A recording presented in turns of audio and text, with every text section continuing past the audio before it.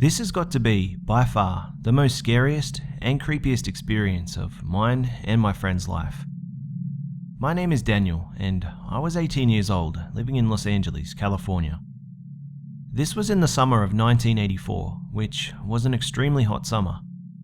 The day started off with a barbecue in my back garden, which was mainly family, but I invited two of my close friends called Ray and Steve. We had a good time eating, drinking, and just having a good laugh.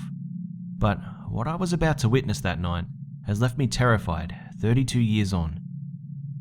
Before my friends left, I suggested that they should come back to my house later on and we could have a sleepover. I asked my parents and they were fine with it, so Ray and Steve told me that they would be back at my place in a couple of hours. So fast forward until they came.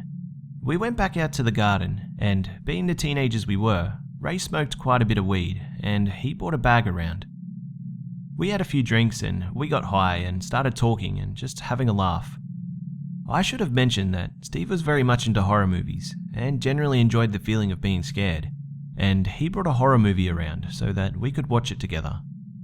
I can't remember the exact name of it, but it was a low-budget, shit horror film which was the type he was into.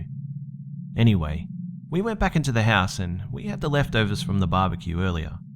We then put the film on, and within 10 minutes, Ray had fallen asleep. He did smoke quite a lot of weed that night, so we didn't disturb him. We finished the film, which was really bad, but myself and Steve were so high that we couldn't be bothered getting up and changing it. So anyway, after the film had finished, it was probably around 1 in the morning, and myself and Steve, we decided to go to the 24-hour shop to get some cigarettes and snacks, as we still had the munchies. The shop was not that close, but we decided to take a walk anyway. As I mentioned earlier, it was an extremely hot night, so we headed out in just vests and shorts. We went to the shop and got everything we needed, and then we headed back. Now, on our way back, there was a graveyard that we passed, and Steve, being the daring person he was, he wanted to walk through it. I told him no, but eventually the peer pressure got to me and I accepted. We jumped over the gate and we started walking through. It was completely dark as there were only a few streetlights on at the time. I was terrified and kept telling Steve that we'd been in here long enough and we should head home. As we were walking past a bench, there was something strange about it. It looked as though there were a few blankets, but that's all we could see. I continued to walk. However, Steve whispered, "Hold on," and walked back towards the bench, slowly. He then got his phone out and flashed the light towards the bench, and what he saw was truly chilling. A man stuck his head out of the blanket and looked directly into Steve's eyes.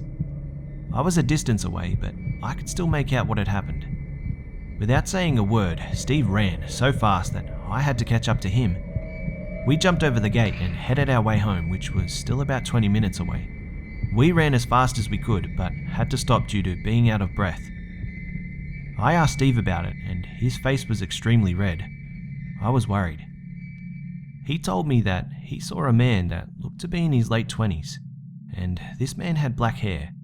But the most frightening part Steve described was before he lifted his head over the blanket, Steve saw his hand, and it had some sort of a pentagram drawn on it.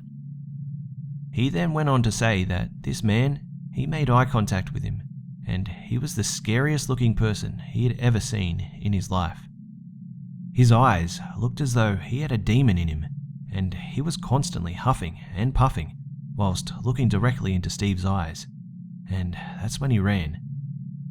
We got back to my house, locked the doors, and literally, we couldn't sleep all night. We told Ray and I told my family about it the next morning. Now for the scariest part. Over a year on, after the encounter we had, slightly forgetting about what had happened that night, I was on the phone to my girlfriend at the time. I received a call from Steve, which I ignored and was going to call him back after I had finished the call with my girlfriend. He rang once more and then left a text on my phone, which I opened, and it sent chills straight through my spine. The text message was all in capitals telling me to put the news on as soon as possible. I then received another few messages saying that this is the man we saw that night. I put the news on immediately, and on it was a man named Richard Ramirez. For the guys who don't know this man, he was one of the worst serial killers in American history. He was a wanted man in connection with over 13 murders, 5 attempted murders, burglaries, and rape. We were petrified, to say the least. Richard Ramirez was dubbed the Night Stalker, and he usually went looking for victims in the early hours of the morning. He was caught shortly after his picture getting put out on almost every newspaper, and he was sentenced to death. Steve and I then looked the case up in more detail, and putting the pieces together, what we discovered was absolutely terrifying.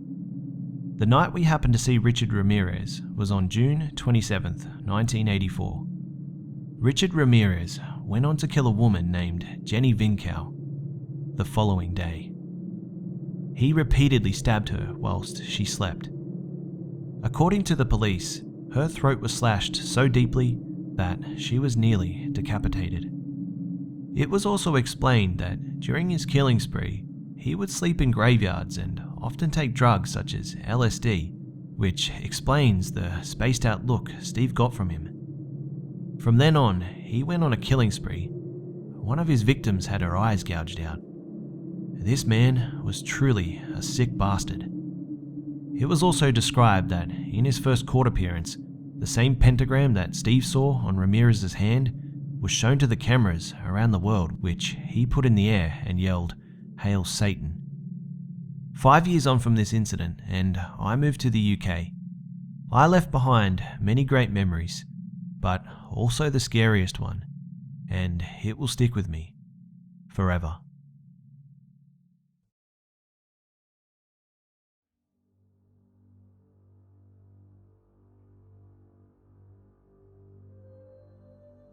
G'day mates, it's B-Buster here.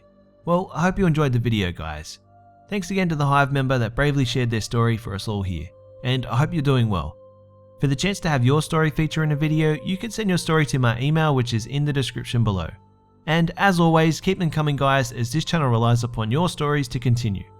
Also, please do me a favour and just state in your email what your story is about in the description, and also provide me with a short written statement of consent just so that I can be above board with everything. Also, please remember to tell me in the email if you would like to remain anonymous, and please change any names if you don't want particular names to be shared. As always guys, it would be awesome if you could like, share, comment and subscribe if you're new. Don't forget to follow me on Facebook, Twitter and Instagram for updates throughout the week. You can also catch me on my second gaming channel, all of which have links in the description below. Thanks again for always tuning in and for all the love and support guys, and I'll see you mates in the next one.